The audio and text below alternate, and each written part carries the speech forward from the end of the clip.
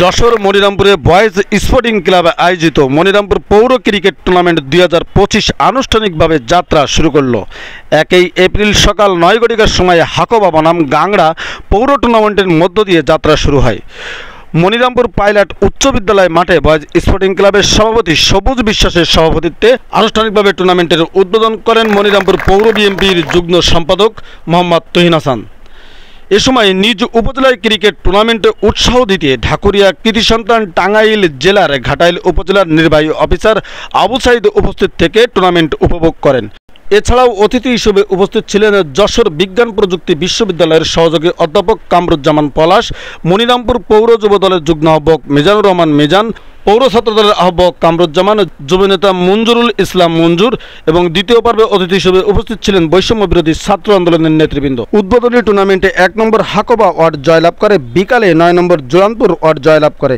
এ সময় উদ্বোধক পৌর বিএনপি যুগ্ম সম্পাদক তুহিন হাসান জানাই, যে বাংলাদেশের এই কিশোর গ্যাং মাদক নিয়ে ব্যস্ত ছিল, হেলমেট বাহিনী ছিল, তারা হেলমেট ফেলে রেখে মাদক ফেলে রেখে আজ খেলার মাঠে আসছে। এটা অনেক বড় পাওয়ার, অনেক বড় আশা তারা আমাদেরকে দেখিয়েছে।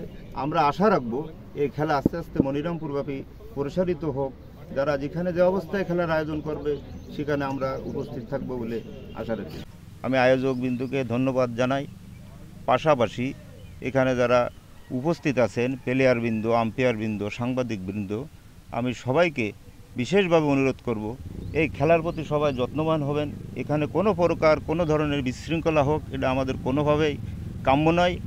এ ব্যাপারটা এই খেলার বিষয়ে আমাদের মনিরামপুর উপজেলা বিএনপির নেতৃবৃন্দ অবগত আছেন।